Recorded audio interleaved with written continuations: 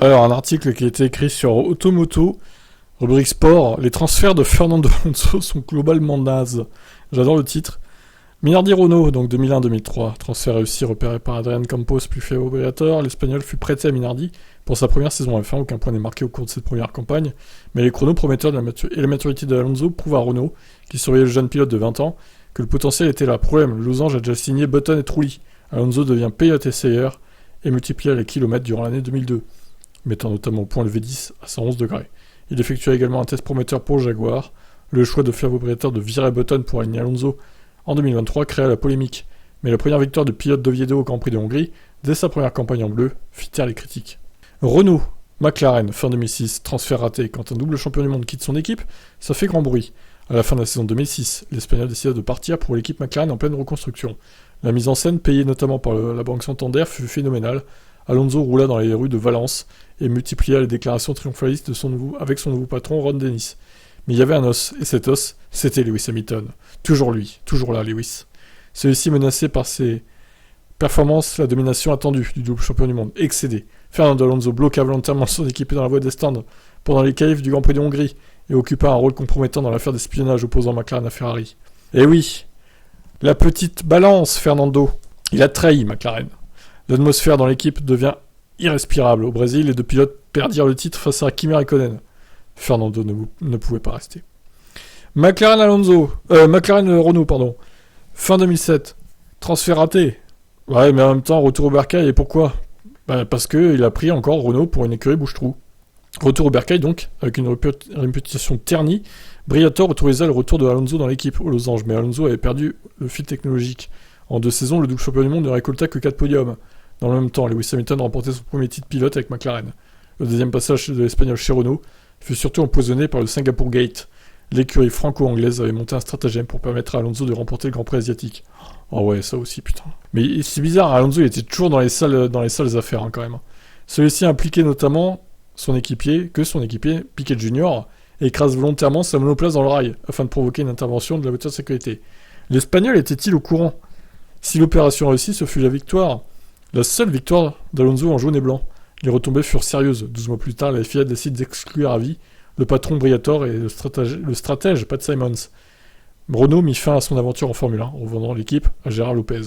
Fernando chercha une porte de sortie. Voilà, alors, d'ailleurs, à propos de ça, est-ce que vous pensez qu'il était au courant ou pas, Alonso, de cette affaire avec Piquet là Vous pensez qu'ils l'ont briefé avant la course et qu'ils l'ont dit on va faire ça Moi je pense que oui quand même. Je pense qu'il était au courant, ouais. Après personne ne peut le prouver, il n'y a que lui qui le sait, mais je pense qu'il était au courant.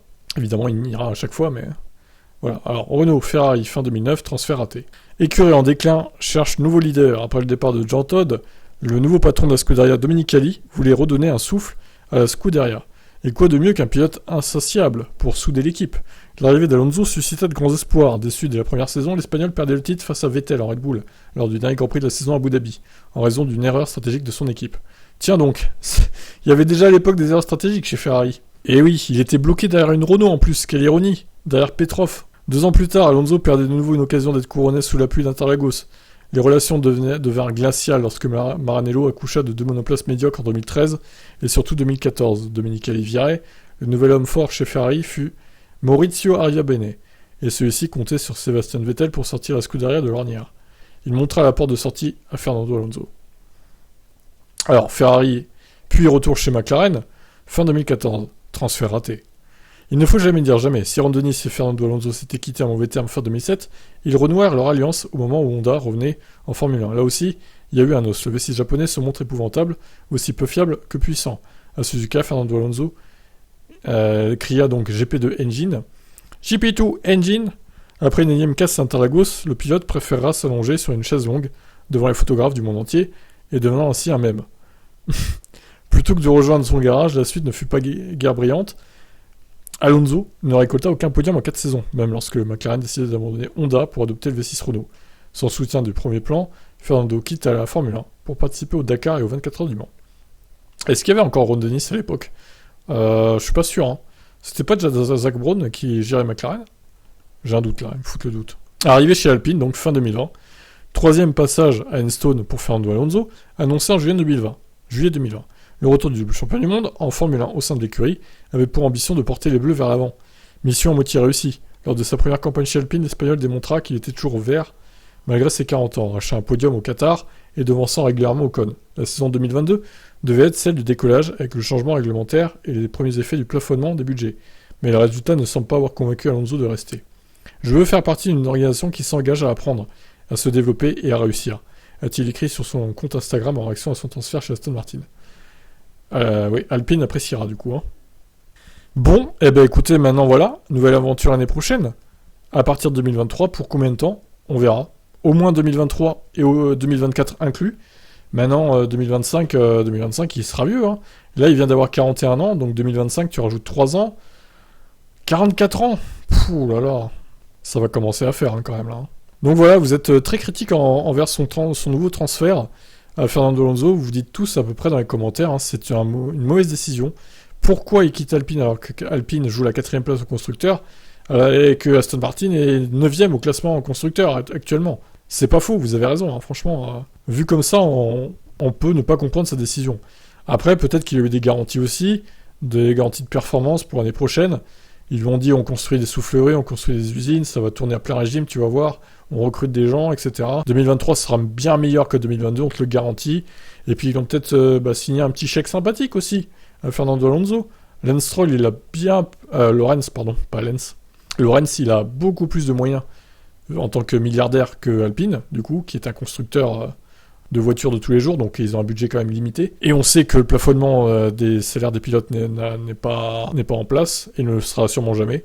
Donc du coup, il peut aligner les zéros comme il veut, le père Lorenz. Donc c'est ça, à mon avis, qui lui a fait changer d'avis à Alonso, qui est lui qui disait je ne partirai pas d'Alpine, je veux rester chez eux, etc. etc. Alors, vous m'avez dit aussi, il a fait un geste pour Oscar Piastri, pour qu'il puisse avoir un baquet.